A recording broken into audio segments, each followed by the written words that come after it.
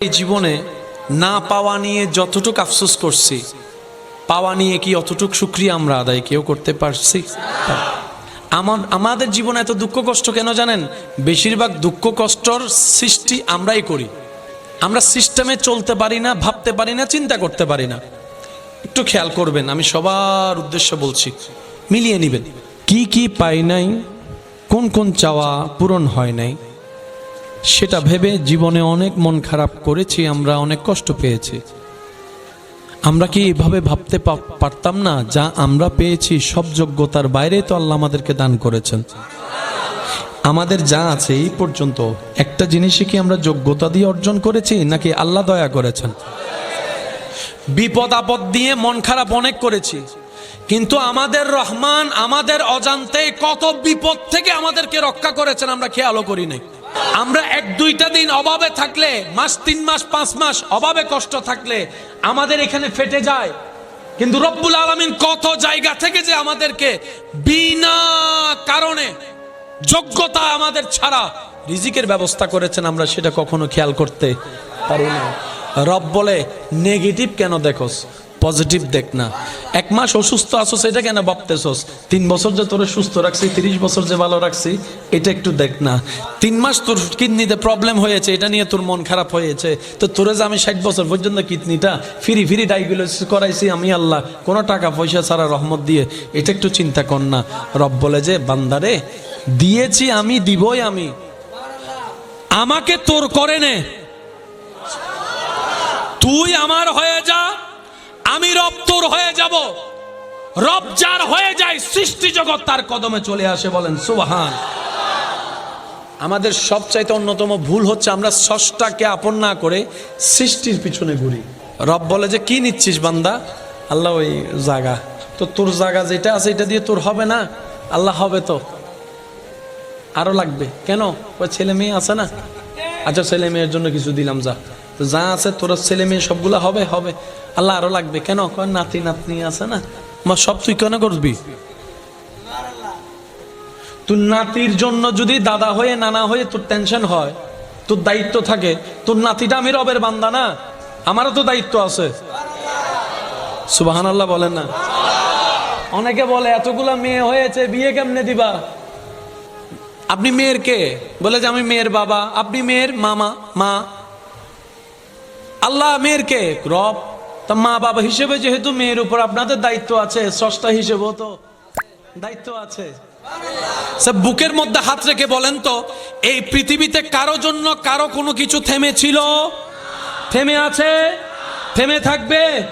কিচ্ছু থেমে থাকবে না। মনে রাখবেন, অন্তরে বসাই রাখবেন, যেই রিজিক নিয়ে আপনি আমি এত টেনশন করি, অনেক সময় 2 নাম্বার ইনকাম করি, বুঝতে পারলে সেটা করা লাগবে না। আওয়াজ দিয়ে বলুন, সৃষ্টি রিজিকের দায়িত্ব কে নিয়েছেন?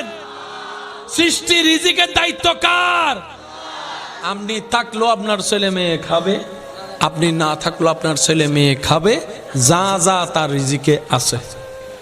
আল্লাহর পক্ষ থেকে যে বরকত রহমত আসে, সুদ সে দরজা বন্ধ করে দেয়। যাই করে না, সুদে লাগেন না। আমি কি বুঝাতে পারছি কথা? সুদে লাগা মানে আমরা নিজের হাতে রহমতে আসার দরজা বন্ধ করে দিই।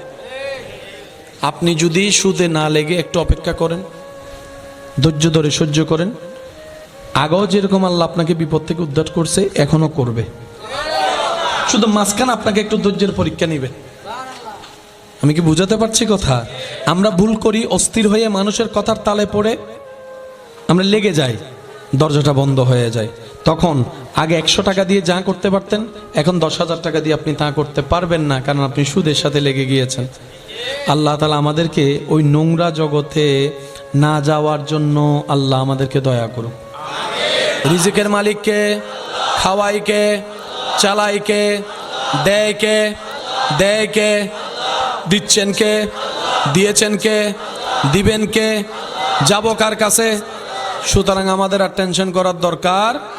মার পেটে যিনি খাওয়াইছে, মার পেটে কোনো রাস্তা ছিল? খাওয়াইছে তো। করোনাকালীন সময়ে কয়জন খাবার অভাবে মারা গেছেন একটু দেখান।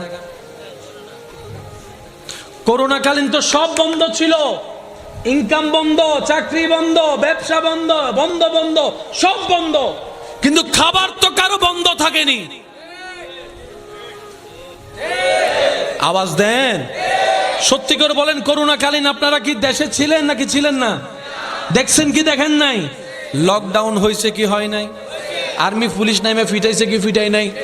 করোনায় মানুষ মারা গেছে কি যায় নাই? খাবার বন্ধ হয়েছে না? সে তখন কিভাবে খাইছেন একটু মনে করে দেখেন তো, এখন মনেও পড়বেন আপনার। আল্লাহ দয়া করে চালাই ফেলে, আবার বুলাই দেয়, বুলাই দেয়, বুলাই দেয়। রব নিজে গোপন, গোপনকেই বেশি পছন্দ করেন। সুবহানাল্লাহ। তো করোনাকালীন যদি রব আমাদেরকে খাওয়াইতে পারে, আজীবন পারবে না?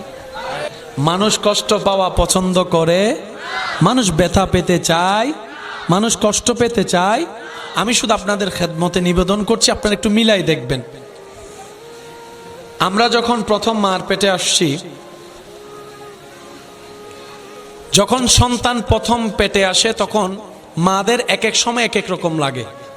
আমি সেজন্য অনুরোধ করব আমার ভাই যারা আছেন, একজন কনসিভ করা মেয়ের মার সবচেয়ে বড় সাপোর্টার হচ্ছে স্বামী। ওই সময় মেয়েদের অনেক রকমের লাগে, অনেক কিছু খেতে মন চায়। অনেক সময় রাতে 3টা বাজে বলবে যে চকলেট খাইতে মন চায়। আপনার সেজন্য প্রস্তুতি রাখার দরকার আছে না নাই? কারণ তিনি কষ্টকে আপন করছেন আপনার সংসারের বাতি জ্বালানোর জন্য। কথা বলেন ঠিক কি না? ইমানদার ভাই, একটু খেয়াল রাখবো। আমরা যখন সন্তান পেটে আসে, আমরা যখন মার পেটে আসছি, তখন ভালো ঘ্রাণও মার বিরক্ত লাগতো। মা কিছু খেতে পারতো না, ভালো কিছু রান্না হলেই মার কষ্ট লাগতো।